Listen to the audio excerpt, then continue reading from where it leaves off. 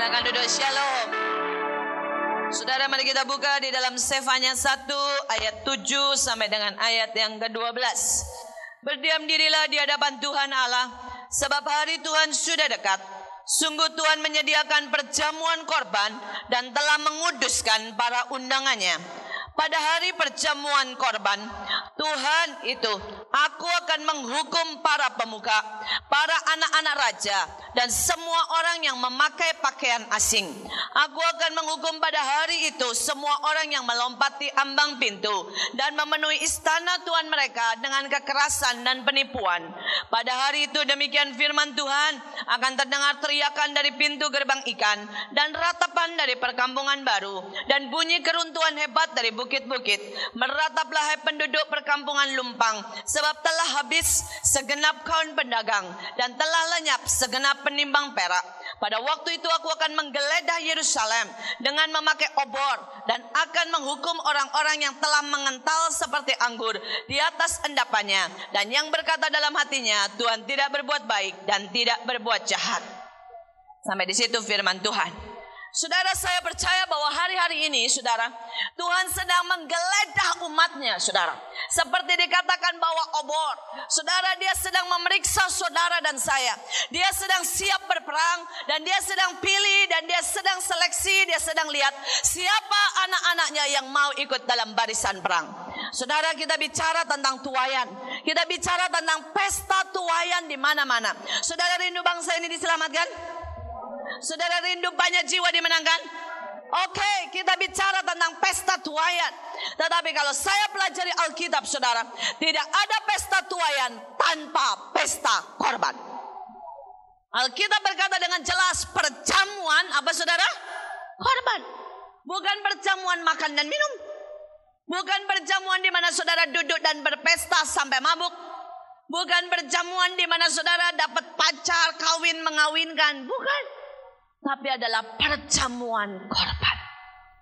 Saudara, dan dikatakan jelas, siapa yang pakai baju asing dilemparkan keluar. Saudara, kenapa Cina dilawat Allah begitu luar biasa? Sebelum Cina, saudara, dilawat luar biasa, hari-hari ini setiap hari, saudara, ribuan jiwa dimenangkan. Sudah ada perjamuan korban yang dilewati. Berpuluh-puluh martir disembelih dan mati. Hari ini Afrika sedang dilawat Allah luar biasa. Gereja itu isinya, saudara, ya 30.000, 10.000, yang paling kecil, saudara, itu 7.000-an. Saudara, sekali KKR itu 200.000, saudara. Saya tidak tahu lihat manusia 200.000 kayak apa, kecil-kecil, saudara. Tapi kalau saudara pelajari kenapa Afrika dilawat seperti itu, mereka melewati yang namanya perjamuan korban. Banyak dibantai di Afrika. Saudara, pendoa-pendoa mulai berdiri. Mereka mulai doa semalam suntuk. Kalau saudara baca bagaimana Afrika mencapai yang seperti ini, mereka puasa 40 hari. Ada beberapa orang bertempur dengan yang namanya voodoo dan sebagainya sampai mati. Ada yang 6 bulan di rumah sakit terus berdoa walaupun diserang habis. Saudara, dan akhirnya setelah lewat perjamuan korban, maka lewatlah, saudara, datanglah perjamuan tuayan, di mana jiwa-jiwa dimenangkan. Hari ini, saudara, menjadi satu pertanyaan buat saudara dan saya. Maukah kita memasuki, saudara, panggilan Allah untuk masuk jadi tentaranya, masuk dalam perjamuan korban sebelum kita lihat yang namanya tuayan? Apakah saudara dan saya akan datang dengan baju asing, dengan keegoisan, dengan kesombongan, dengan kemarahan, atau kita masuk, saudara, dengan hati yang hancur? Kita letakkan korban. Dan korban yang Tuhan suka adalah hidup kita, hati kita, seluruh yang kita punya. Saudara, saya punya seorang teman. Dia pada waktu itu sedang bagus-bagusnya semua karirnya. Saudara, dia lebih dari 20 juta gajinya, manajer di satu perusahaan. Tiba-tiba, saudara, pada waktu itu Tuhan bilang buat sekolah untuk anak jalanan, untuk orang-orang miskin, mulai dari TK, playgroup, malah sampai SMA. Saudara, dan pada waktu saya mulai bergumul, Tuhan tunjuk orang ini. untuk mengepalai semuanya, saudara. Dan saya mulai datang ke dia, dan saya mulai berkata, saya tidak bisa bayar apa-apa, tapi saya tahu Allah panggil kamu untuk mengepalai sekolah ini. Saya tidak bisa kasih satupun fasilitas. Ini sekolah akan menjadi sekolah penderitaan, akan dimulai dibangun dengan iman dan korban. Kamu akan banyak menderita, banyak tantangan, banyak serangan. Tapi kamu dengarlah panggilan itu. Saudara dan teman saya ini berkata, ya, sebelum kamu bicara saya sudah 3-4 kali dengar panggilan itu. Berapa kali dia datang dalam sebuah kebaktian dan tiba-tiba hamba Tuhan yang menunjuk dia dan berkata, kamu akan buat sekolah. Ada beberapa yang dipanggil ke depan dan berkata, kamu akan jadi pengajar. Dan dia bilang, saya dengar panggilan itu. Saudara, tapi ada begitu banyak hal yang harus dia letakkan. Saudara, salah satunya adalah dia punya 3 anak, yang paling besar usia 8 tahun. Mereka semua sekolah di international school dengan semua kondisi yang terbaik, saudara. Saudara, dan dia mulai bicara sama istrinya. Dia berkata, aku tidak akan bisa kasih fasilitas lagi. Kamu tidak bisa shopping lagi. Kita mungkin untuk waktu yang jangka panjang tidak akan beli mobil atau tukar mobil. Semua akan berubah. Kita tidak akan lagi makan di restoran-restoran. Berhenti semua. Kamu rela enggak? Istrinya dengan air mata berkata, aku lebih pilih ikut Tuhan daripada kenyamanan di luar Tuhan. Saudara, kemudian dia mulai bicara sama anaknya. Dia berkata, papa harus keluarkan kamu dari sekolah international school. Karena tidak bisa, papa tidak mungkin bayar. Kamu akan masuk sekolah biasa. Saudara, anaknya yang paling besar sempat marah dan berkata, aku benci papa. Papa tidak sayang sama aku. Aku suka sekali sekolah di sekolah itu. Saudara, tapi saat itu papanya peluk anaknya dan berkata, kamu tidak ngerti sekarang. Dan papa harus bilang, papa lebih cinta Tuhan daripada kamu. Dan sekali waktu kamu akan tahu bahwa untuk Tuhan kita harus rela berikan semuanya. Tuhan yang akan jamin hidup. Saudara, hari ini teman saya sudah melepaskan semuanya. Kami sudah melihat bagaimana Allah bangun saudara mulai dari TK sampai SMA. Kami lihat saudara bagaimana lebih dari 700 anak saudara sekolah di sana. Dan jiwa-jiwa dimenangkan luar biasa. Saudara, saya tahu setiap korban diletakkan saudara, maka ada sesuatu yang luar biasa. Saya percaya bahwa hari-hari ini Allah tidak cari orang yang kuat. Allah tidak cari orang yang super. Allah tidak cari orang yang kaya. Allah tidak cari orang yang tidak bercacat, tidak bercela. Karena kalau itu yang dicari Allah, maka tidak ada yang bisa menggenapi target dari Allah. Tapi yang Allah cari adalah orang yang mau berkata ya, ya, dan ya. Selebihnya Allah akan menopang, menguatkan, memulihkan, bahkan melengkapi kita. Tapi mau enggak? Pada waktu Allah berkata, letakkan apa yang harus diletakkan. Berikan kepadaku apa yang harus kamu berikan. Dan ikutilah jalanku, sekalipun jalanku itu bukan jalanmu. Ikuti pilihanku, sekalipun pilihanku bukan pilihanmu. Saya berdoa supaya di antara saudara ada yang bisa berkata, ya Tuhan, aku pilih itu. Supaya aku masuk perjamuan korban, menjadi tentara yang disiapkan untuk menjadi orang-orang yang akan menjadi penuai-penuai akhir zaman. Saya berdoa supaya kita bukan lagi menjadi jemaat yang ikut Tuhan untuk meminta sesuatu. Saudara, kita ikut Tuhan untuk diberkati. Kita ikut Tuhan untuk diurapi. Kita ikut Tuhan untuk dapat saudara jodoh apapun yang kita mau. Allah bisa sediakan dan mau memberikan. Tapi hari ini landasan pengikutan kita ke Tuhan harus bukan itu. Tapi landasan kita ikut Tuhan karena Dia satu-satunya jalan kebenaran dan hidup. Dia sudah tebus kita dan kita ini miliknya. Dia berhak mengambil segalanya, membuat hidup kita jadi alat di tangannya. Saudara, mari masuk dalam perjamuan korban. Saudara, kita lanjutkan di situ, saudara ya. Di ayat yang ke-9 ya. Aku akan menghukum pada hari itu semua orang yang melompati ambang pintu dan memenuhi istana tuan mereka dengan kekerasan dan penipuan. Saudara, ada banyak orang yang melewati ambang pintu. Apa sih ambang pintu? Saudara, kalau saudara baca di Yohanes, Yesus berkata, akulah pintu ke domba-domba itu. Saudara, dia ini pintu. Dan ada banyak orang, saudara, yang melompati pintu. Artinya saudara tidak minta izin dalam hidup ini. Saudara menentukan apa saja menurut kehendak kita. Saudara, ada banyak orang, saudara ya, menentukan sekolah buat anaknya, dia tentukan sendiri. Menentukan kerja, dia tentukan sendiri. Cari jodoh, cari sendiri. Saudara, ya saya lihat ada banyak anak muda. Berapa banyak yang belum dapat jodoh atau yang masih single? Boleh angkat tangan? Nggak angkat tangan, nggak tak doain dapat jodoh loh. Saudara, coba yang masih single jangan malu-malu lah, angkat tangan. Saudara, kalau banyak saya akan kesaksian. Kalau tidak banyak saya ganti yang lain. Soalnya saudara. Saudara ya, yang sudah menikah tidak boleh angkat tangan, nanti dapat baru susah. Saudara ya.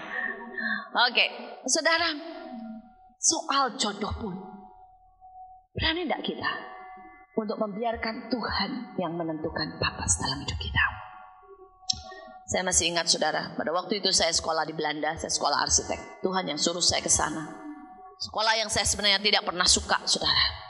Ya, saya lebih suka kedokteran atau lebih suka saudara manajemen. Tapi Tuhan suruh saya untuk sekolah arsitek. Dan rupanya di sana Allah bentuk dan belajar banyak bagaimana membangun batu-batu yang hidup. Saudara, tapi kemudian saya mau cerita soal jodoh. Dalam segala hal, kalau kita belajar untuk mengikuti ambang pintu pada batas yang Tuhan taruh, itu yang terbaik. Walaupun kadang-kadang itu begitu menyakitkan. Saudara, pada waktu itu saudara, ada beberapa orang yang cukup dekat dengan saya, ya bisa dibilang naksir lah sama saya. Saudara, dan ada dua nominator yang tertinggi menurut saya. Saudara, dan dua-duanya ini cinta banget sama saya, cinta banget saudara. Saya juluki yang satu si pangeran, saudara. Kenapa saudara? Karena si pangeran ini anaknya konglomerat, saudara. Dan kalau saya ulang tahun, saudara, maka dia beliin saya itu bunga sampai seluruh kamar saya itu penuh dengan bunga. Saudara, biar bagaimana perempuan kalau dibegituin kelepek-kelepek, saudara ya. Saudara, dan saya berkata, wow, ya, cintanya, saudara ya. Saudara, dia bisa beliin semua, saudara. Saudara, kalau kami, saudara ya pergi, saudara, dia tidak pernah izinkan saya, saudara, untuk capek, saudara, untuk kerja. Saudara, kalaupun masuk mobil ya dibukain dulu, saudara ya. Terus kemudian baru saudara saya masuk, dia muter. Saudara, laki di Indonesia jarang lah yang begitu, saudara ya. Nggak punya saudara gentle dan sentuhan yang seperti itu. Cuma Hollywood yang punya, saudara. Masalahnya dia saudara, dia besar di Amerika, saudara ya, dan dia sekolah di sana. Jadi cara dia memperlakukan seperti itu. Dan saya suka banget, saudara. Menurut saya itu the real man, saudara ya. Saudara, kalau laki yang maunya dilayanin, saudara, istilah saya begini. Coba aja lihat, kalau di luar negeri ngomongnya pembukaan selalu bilang apa? Ladies and gentlemen, betul? Tapi kalau di Indonesia selalu gimana? Bapak-bapak dan ibu-ibu, saudara ya. Betul nggak? Semakin beradab sebuah negara, saudara akan lihat, semakin mereka bisa, saudara, memperlakukan orang yang lebih lemah dalam tanda kutip di atas. Tapi semakin saudara negara itu tidak beradab, maka negara itu saudara semakin menindas yang lemah. Jadi kalau saudara mau benar-benar menjadi pria dan wanita yang sesungguhnya, semakin saudara beradab, semakin saudara mau diberkati, saudara harus semakin punya belas kasihan. Amin. Itu prinsip. Karena siapa yang memberi belas kasihan akan mendapat belas kasihan. Prinsip. Orang di luar negeri, saudara ya. Wah, saudara, orang cacat itu kayak raja, saudara. Pintu masuknya beda, semuanya ada. Orang di Indonesia, orang cacat kayak sampah, betul kan? Beda. Karena itu negaranya, saudara, diberkati. Orang yang bisa berbelas kasihan kepada orang yang lemah diberkati. Nah, saudara balik. Itu saudara yang, dan saya sukalah, biar bagaimanapun dia anak Tuhan, saudara ya. Dia kaya raya, saudara, dia ganteng. Menurut saya hampir perfect, saudara. Yang kedua, saudara. Yang kedua saya juluki imam. Yang tadi saya juluki pangeran, yang kedua imam. Ini nominator yang kedua, saudara. Yang saya juluki imam, saudara, karena dia ini seorang yang hidup saya dibuat tertawa lah selalu sama dia. Sesusah apapun, saya lagi bete, saudara ya. Saya lagi punya masalah, saudara. Dia bisa menghadapi hidup ini dengan banyak senyum. Ada lelucon-lelucon, ada cara dia care saya yang membuat saya selalu tersenyum. Tapi di atas itu yang paling saya suka, saudara. Kalau saya letih, dia akan ambil gitar dan dia akan mulai nyanyi. Dan dia akan mulai nyanyi, dia akan nyembah Tuhan, saudara, dengan air mata. Bukan buat saya, buat Tuhan. Tapi suasana yang dia ciptakan, saudara, itu membuat saya selalu masuk dalam hadirat Tuhan. Saya ikut nyanyi, saudara, saya ikut menyembah, saudara. Dan buat saya ini imam yang seharusnya berdiri atas keluarga saya, saudara. Tapi sekali pada waktu saya berdoa, saudara, saya bilang, Tuhan, dari dua ini yang mana, gitu ya. Terus malam itu Tuhan kasih saya mimpi jelas sekali. Tuhan berkata, bukan dua-duanya, tapi dia yang ada di belakangmu. Saya noleh ke belakang dan saya syok berat waktu itu. Saking syoknya sampai bangun saya, saudara. Saudara, di belakang saya berdiri seorang pria, saudara. Dan pria ini ketua tim doa kami. Orangnya keras sekali. Kalau kita mau berdoa terlambat nih ya, dia langsung bilang, dia tuding di depan umum. Kalau cuma untuk urusan waktu saja kamu tidak bisa disiplin, bagaimana kamu bisa berdoa dengan baik? Saudara, orangnya, saudara, yang menurut saya, gua sih gak kalah mau menikah sama dia, gitu, saudara. Kami pernah doa keliling malam-malam, saudara. Setiap orang harus mengelilingi blok demi blok, saudara ya, untuk berdoa. Terus kemudian saya usul begini sama dia, yang perempuan mesti didampingi dong sama yang cowok. Malam jam 11 kita mulai doa. Ya, masa yang perempuan jalan dua-dua sendirian? Mesti didampingin dong dengan yang cowok. Tapi memang cowoknya lebih sedikit. Terus kemudian dia ngomong begini, udah gak usah manja lah, ada malaikat Tuhan. Kalau lu gak berani ya berjalan dengan malaikat Tuhan, namanya bukan panglima Allah. Katanya begitu, saudara. Saya mikir yang model begini, saya gak tahan lah suruh menikah seperti ini. Saudara, dia orangnya keras banget, saudara, disiplin, saudara, dan gak ada lah basa-basinya. Saudara, pakainya sepeda butut, saudara ya. Bukan cewek matre, tapi memang pakai sepeda butut dia, saudara. Saudara, dan orangnya kaku banget. Nah, saudara, tapi pada waktu itu saya sampai nangis.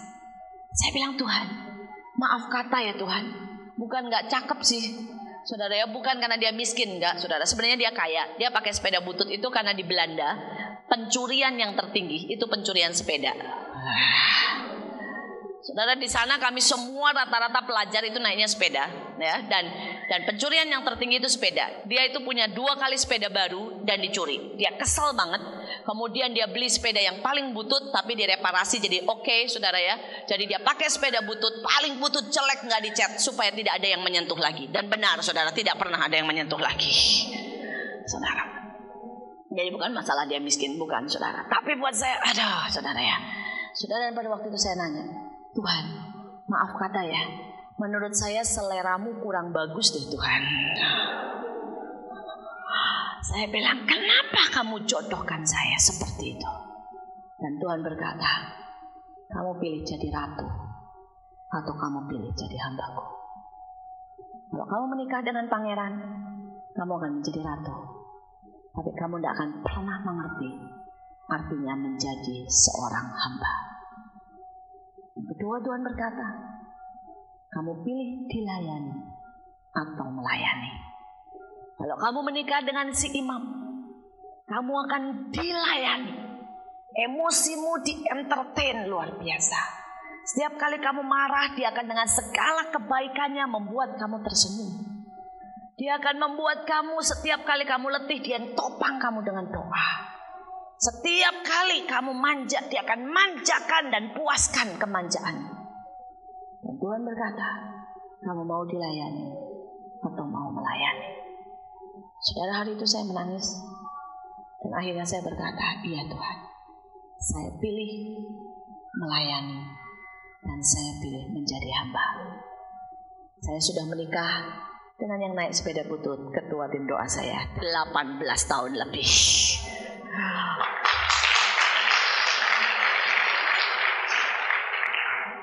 Dan hari ini saya berkata, saudara, saya tidak pernah bisa berdiri di mimbar kalau saya tidak pernah menikah dengan dia. Dia yang melatih saya, saudara, untuk menjadi seorang hamba. Dia melatih saya untuk tidak menjadi seorang perempuan yang berjalan dengan perasaan, tapi berjalan dengan iman. Dia tidak pernah memanjakan saya, saudara, tapi dia mendisiplin saya hari demi hari.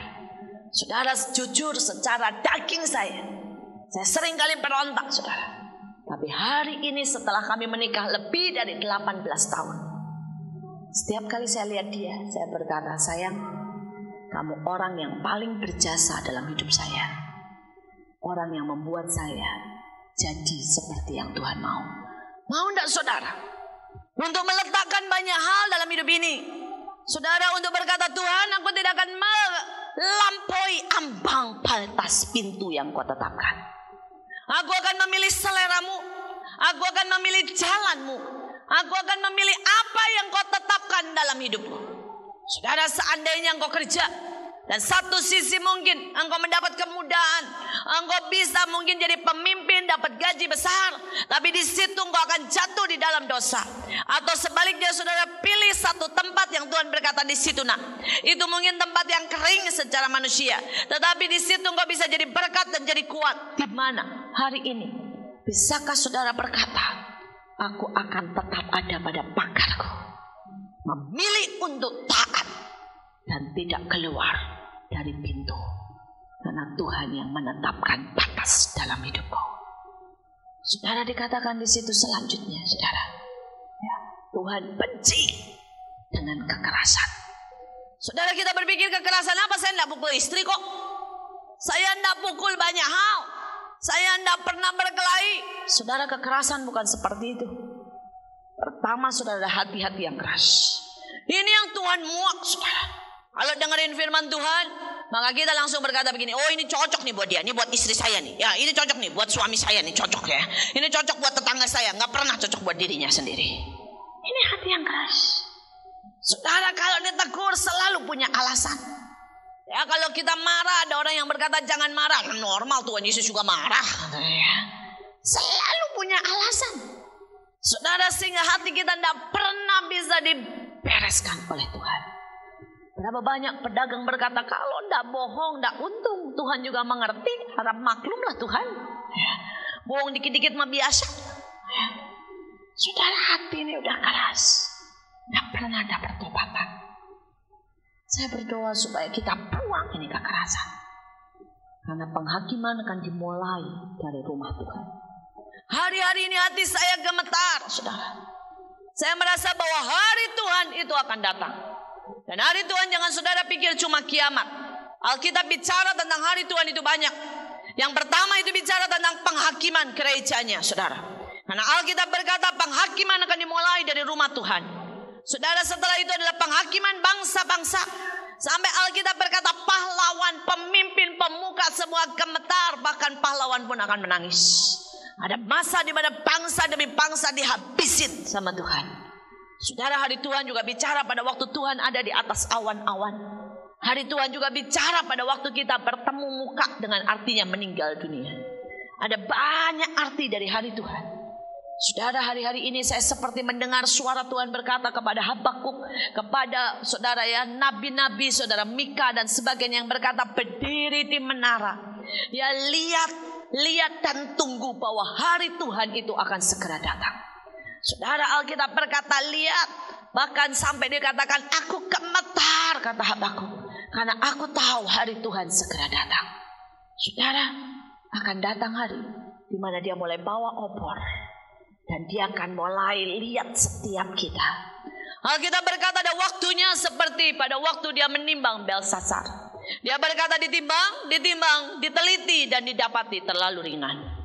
Saudara, kalau Allah menimbang kita, apakah kita didapati benar, didapati berat, atau didapati terlalu ringan seperti sekat yang akan keluar di bawah air, di bawah angin, dan tidak ada yang Allah pertahankan. Saya berdoa, saudara, coba lihat kekerasan kita. Saya ketemu istri-istri yang tidak mau mengampuni, keras hatinya. Ngomongnya kok enak saya ngampunin suami saya yang salah, biarin aja sampai dia dihukum Tuhan. Saudara, ada suami-suami yang keras. Dia ngomong nyakitin istrinya, nyakitin anak-anaknya. Nah, setiap kali firman ditempelak, diberikan, dia berkata, pokoknya saya tidak judi, saya tidak main perempuan, udah lumayan kan. Nggak pedulilah istri saya sakit hati, saya tidak mengasihkan, tidak memberi cinta buat dia. Yang penting gue baik-baik aja. Hati yang keras. Padahal Alkitab berkata, hai bapak-bapak jangan sakiti hati anakmu. Hai suami jangan pernah berlaku kasar, supaya doamu jangan terhambat. Berapa banyak istri-istri yang tidak pernah tunduk sama suami. Dan saudara, dan dengan santai berkata, habis suami saya goblok lebih pintar saya, masa saya mesti tunduk? Saudara, gereja sedang meremehkan begitu rupa firman Tuhan. Begitu rupa, saudara. Dan saya berkata, kita punya kekerasan, selalu punya alasan. Saya berdoa supaya kita sungguh-sungguh mengerti. Ini bukan waktunya main-main. Waktunya sangat singkat. Dan Allah menghendaki pertobatan yang sesungguhnya. Pertobatan yang sesungguhnya. Soal sepele, saudara, saya ingat Allah berurusan dengan saya tiap hari, saudara. Saudara, suami saya seorang pengusaha, saudara ya. Dan dia seorang pendoa, seorang pengusaha, dia juga pelayan Tuhan walaupun belum full time seperti saya. Saudara, dan dia itu suka sekali kolam. Nggak tahu kenapa, hobi banget sama air, saudara ya. Saudara, dan di rumah saya itu sudah ada 2 kolam dengan 1 akuarium, saudara ya. Di depan ada kolam, di belakang ada kolam, saudara, dan ada 1 akuarium.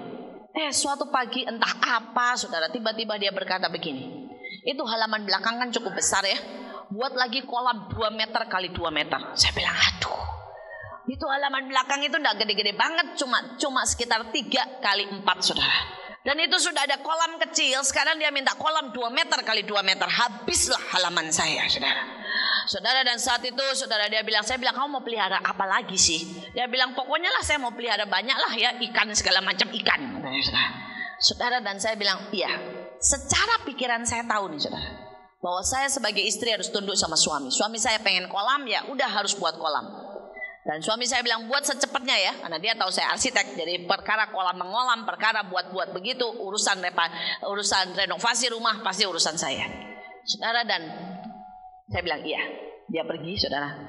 Hari itu pulang dia bilang gini, kok nggak ada apa-apa? Saya bilang nggak ada tukang. Oh ya udah. Besoknya pergi lagi dia, saudara ya, ke kantor. Pulang dia tanya lagi, ya, mana kok nggak ada buat, lagi sepi tukangnya? Saya bilang gitu ya. Saudara, hari ketiga, saudara. Hari ketiga dia pergi lagi, saudara.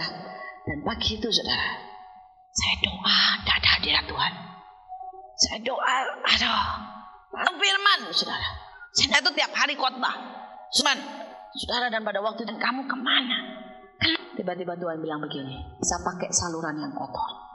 Saya bilang, aduh Pak, kamu punya roh pemberontak. Bagaimana sama makanya? Saya bilang, aku berontak apa sih? Aku udah bilang iya buat semua. Terus Tuhan, kalau dengan suami yang mata saja kamu tidak bisa tunduk, apalagi terhadap aku tidak kelihatan. Saya masih senyum, saya bilang, soal apa Tuhan? Walaupun udah tahu kolam sih, tapi saya senyum dulu.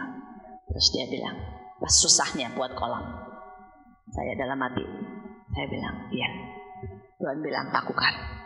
Hari itu saya cari tukang, suami saya pulang dan sudah hampir selesai. Ya, dia bilang, kok cepet, kok ada tukangnya? Dalam hati, ya kemarin nggak ada karena nggak nyari. Saya nggak bohong bilang nggak ada, memang nggak ada karena nggak nyari. Sepi ya memang, di rumah mana ada tukang ya. Di tempat lain banyak, rame, saudara. Saudara, dan itu soal kecil. Tapi Tuhan berurusan dengan kita. Allah menghendaki pertobatan. Karena siapa yang setia dalam perkara yang kecil, Allah akan memberikan percaya yang dalam soal-soal yang besar. Buang setiap kekerasan dan mari masuk dalam pertobatan. Amin. Saudara, yang kedua, katakan penipuan. Saudara berkata, penipuan apa sih? Saudara, kalau saya mau jujur, saya dan seluruh gereja, ya, itu ada dosa penipuan sama-sama, korporat dosanya, saudara. Saudara tanya apa? Coba deh kalau nyanyi ya. Yesus, engkau segalanya. Nyanyinya begitu kan? Engkau yang terindah dalam hidup ini. Orang doa 1 jam aja kagak kuat. Kalau cari duit 10 jam kuat. Kok berani bilang Yesus segalanya? Betul gak? Betul? Penipuan tuh yang kita sedang buat kan? Ini dosa korporat sama-sama semuanya, saudara. Saudara, nanti kalau sudah kita ngomong begini sama Tuhan, kuserahkan segalanya. Tuhan gak minta segalanya, perpuluhan aja kagak bayar. Tuhan bilang itu tabungan ya, tambah deh perpuluhan dari ini, tambah deh sama tabungan tuh 10 juta separohnya kasih. Gak berani tuh? Gak berani. Kita kalau nyanyi bilang kuserahkan segalanya. Tuhan bilang nak, nyanyi dipikir dulu. Jangan bohong. Nanti kita nyanyi apa? Kita bilang, Tuhan, inilah hidupku. Ya, aku mau pergi jadi saksi bawa jiwa. Tuhan bilang, buka mulut ngaku Kristen aja kagak berani. Ini penipuan demi penipuan. Kita nipu diri sendiri. Kita nipu. Nanti lagu yang berkata, kami jatuh cinta padamu Tuhan. Engkau di tempat yang pertama. Engkau cintaku. Padahal gak pernah jatuh cinta sama Tuhan. Saudara mau tahu yang namanya cinta? Saudara, saya haraplah saudara pernah jatuh cinta. Siapa di sini yang pernah jatuh cinta? Berani angkat tangan? Gak berani ya? Gak pernah jatuh cinta ya? Berarti saudara menikah hanya terpaksa gitu ya? Ya memang sih. Sekarang banyak yang menikah karena status, karena duit, terpaksa kagak dapet yang lain. Udah dah lahap aja deh apa yang ada. Saudara mau tahu yang namanya cinta? Cinta itu ya saudara. Saudara capeknya kayak apa? Tiba-tiba tuh telepon berdering dari yang si doi yang saudara cinta. Semua capek bisa hilang. Langsung teleponan 2 jam. Sampai malam pun tiba-tiba melek matanya. Itu kalau yang namanya cinta. Pernah punya rasa begitu? Kalau enggak pernah, enggak punya cinta. Saudara ya. Cinta itu membuat tenaga ekstra. Nah sekarang kalau kita lagi tidur, dibangunin Tuhan, berdoa. Kita cuma mikir, ngantuk Tuhan, belak. Enggak cinta. Saya lihat orang yang jatuh cinta di taman safari itu banyak tuh. Kalau udah berdua saudara di pojok nih ya, saya udah keliling tuh taman safari, tetap aja di pojok di situ saudara. Kusak-kusuk di pojok aja, nggak tahu apa yang diomongin. Pokoknya tinggal nyentuh kepalanya dikit, gitu. Itu cinta. Puas. Cuma nempel di pojok aja puas saudara. Tapi coba saudara di kebaktian ya. Ini kan lagi sama Tuhan nih ceritanya kan, betul kan? Nanti kalau saya khotbah kelamaan kan semua pada kasih kode saya lihat jam. Artinya bu berhenti, bu udah 1 jam. Kan jemaat pintar kalau ngasih kode pendeta. Dari sini kan kelihatan semua nih saudara. Kalau udah pada mulai lihat jam kan artinya turun. Udah jam segini. Gitu.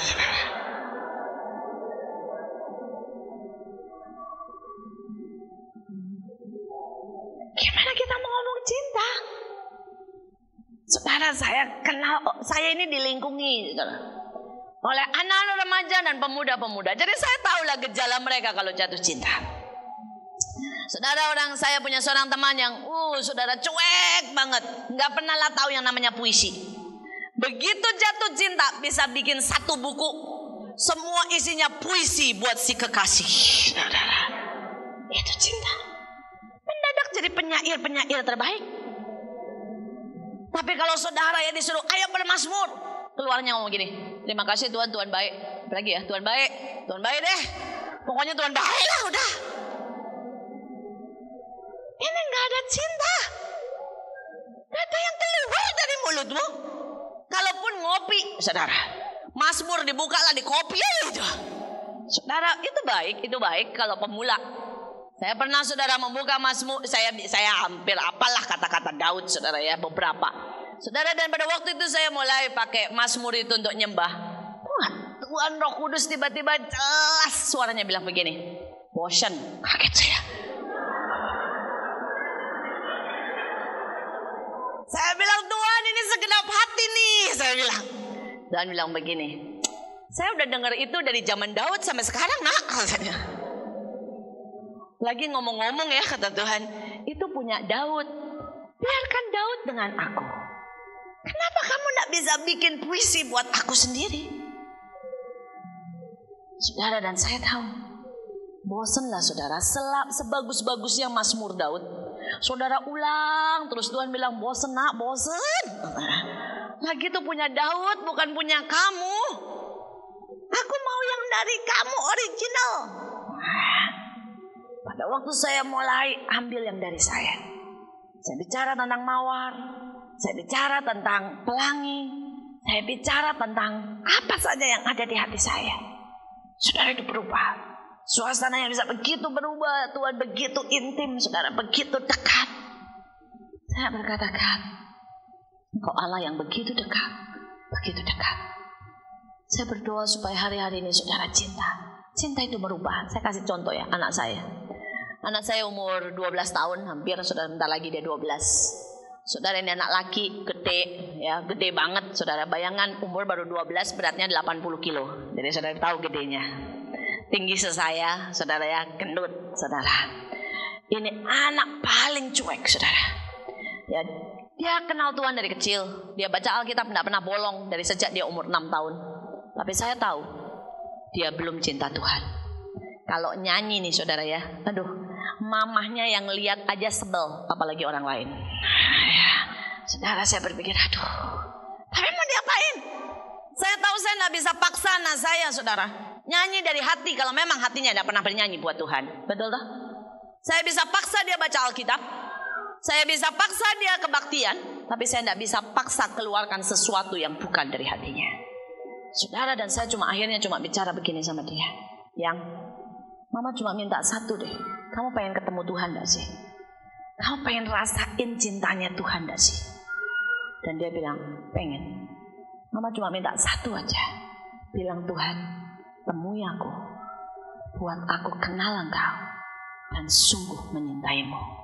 Mama gak minta yang lain deh. Lu mau nyanyi model jeleknya kayak apa, terserah deh. Saya bilang ya. Asal kamu doa itu. Saudara, dan dia mulai doa itu. Saudara, dia mulai doa itu, saudara.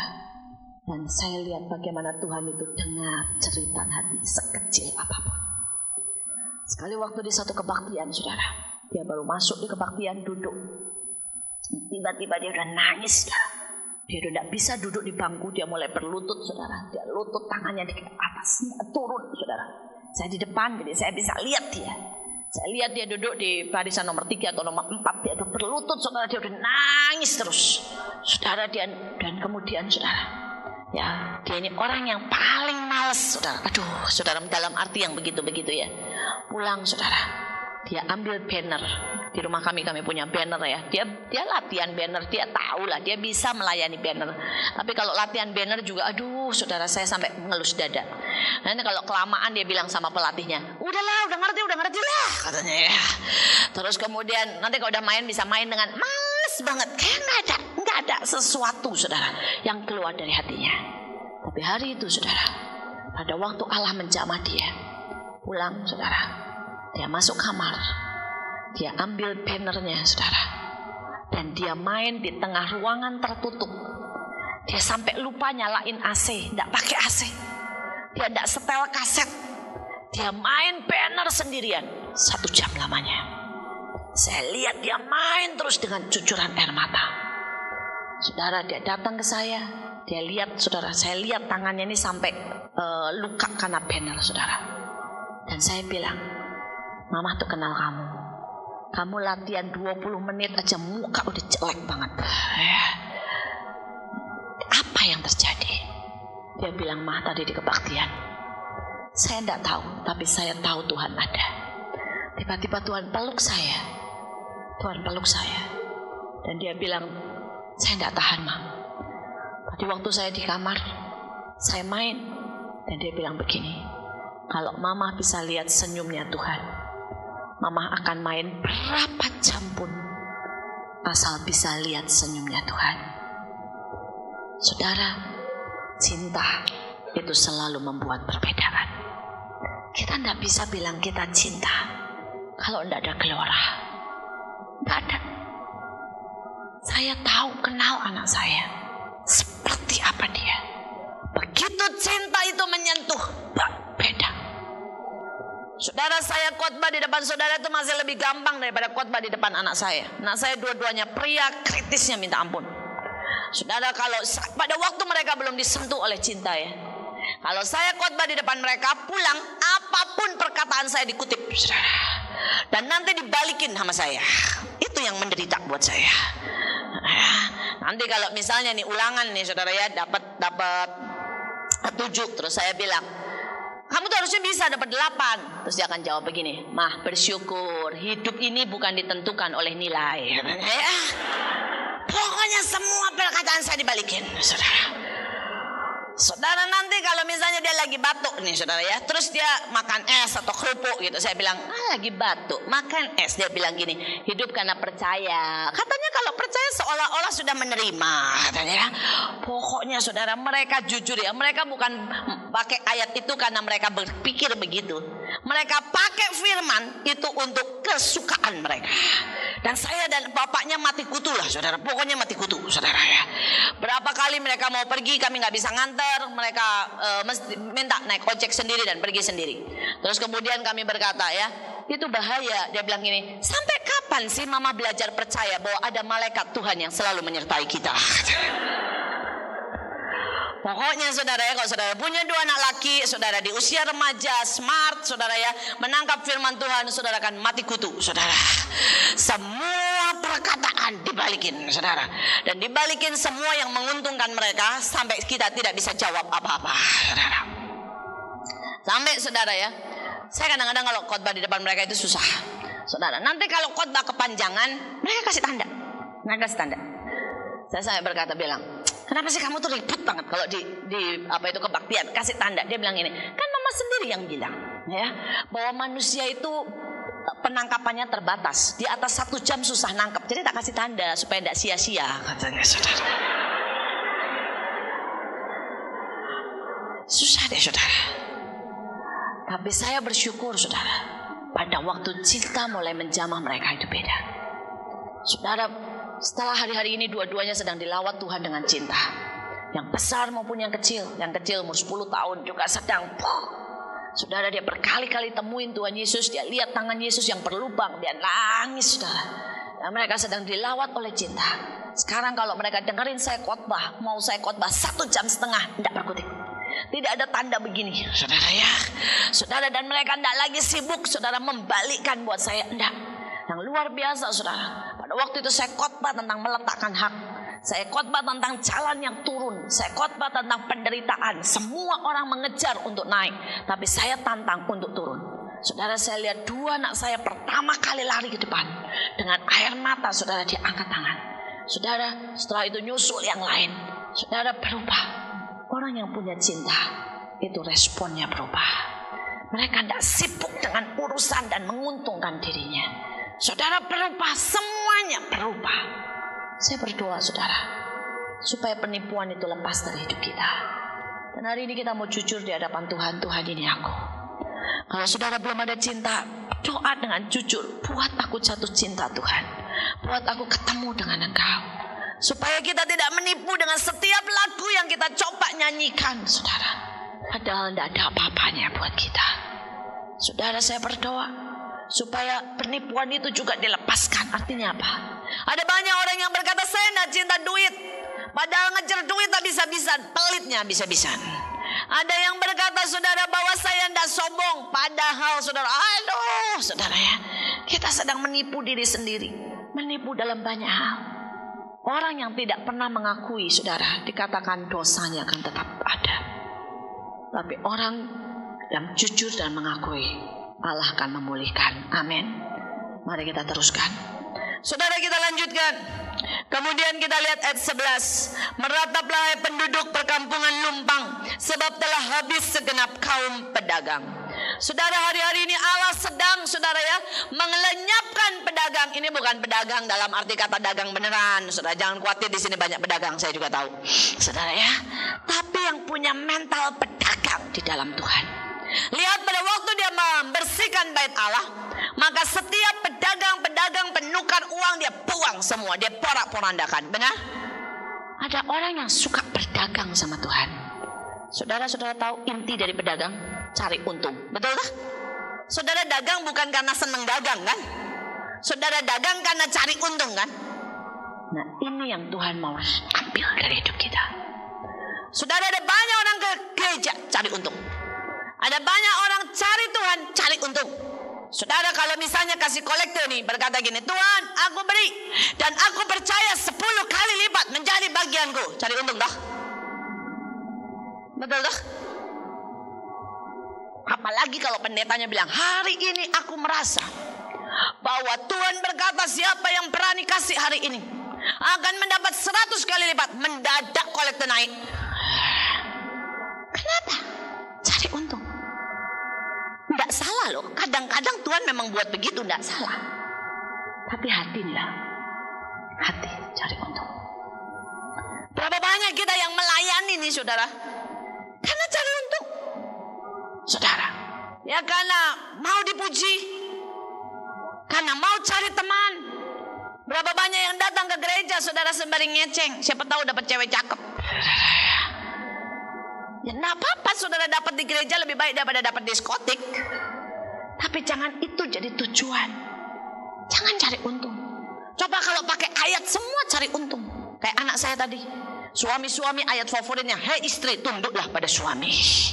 Cari untung. Istri juga, hei suami kasihlah istrimu. Cari untung. Padahal yang Tuhan mau nih ya, kita yang berubah dulu. Kita yang berkorban.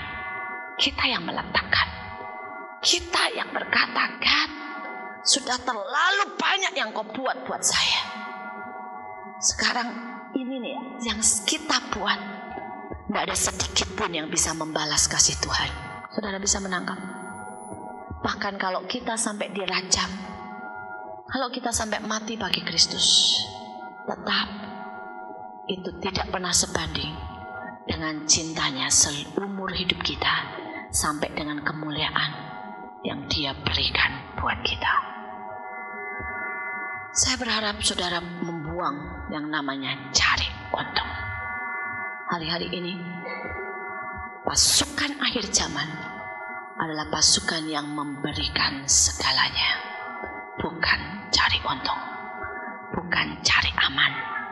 Yang terakhir, Allah sedang melihat dan mencari orang-orang yang dikatakan seperti anggur dengan endapannya, tidak digoyang. Tuhan mau porak-porandakan. Kalau saudara bayangin ya, anggur dengan endapannya tenang sekali, berarti tidak ada goncangan, betul? Kalau tidak, maka endapannya pasti bercampur. Kalau digoyang dikit aja, endapannya pasti naik, tercampur. Nah Tuhan sedang berkata begini, ada banyak orang yang pilih aman. Saudara tidak pernah bilang sama bos saudara Kristen supaya dapat juga saudara ya bagian-bagian, walaupun mungkin uang kotor dikit. Mungkin saudara kita tidak pernah berani saudara untuk bilang sama teman-teman bahwa kita anak Tuhan dan kita masih dugem dunia yang gemerlap. Kita masih ke tempat-tempat yang dalam tanda kutip kita tahu Tuhan tidak suka. Kenapa? Karena kita cari aman. Kita berpikir kita keluar dari tradisi. Enggak, kita buat tradisi baru aja. Pertama penyembahan, kemudian lagu seru, kemudian masuk lagi lagu slow. Betul toh? Kita tidak pernah berani keluar dari kenyamanan. Saudara kita berkata kita melayani. Berani enggak kalau saudara disuruh pergi sendirian ke rumah sakit tempat saudara tidak kenal dan mulai kasih sesuatu ke orang-orang itu? Berani enggak saudara turun ke bawah jembatan bagi sesuatu buat orang-orang itu? Berani enggak kita datang ke orang yang paling kita benci, berlutut di depannya, kita kasih sesuatu buat orang itu? Enggak. Kita pilih yang aman, kita pilih yang nyaman, kita pilih semuanya seperti biasa. Doa-doa kita seperti biasa. Kita tidak pernah berani sesuatu yang baru.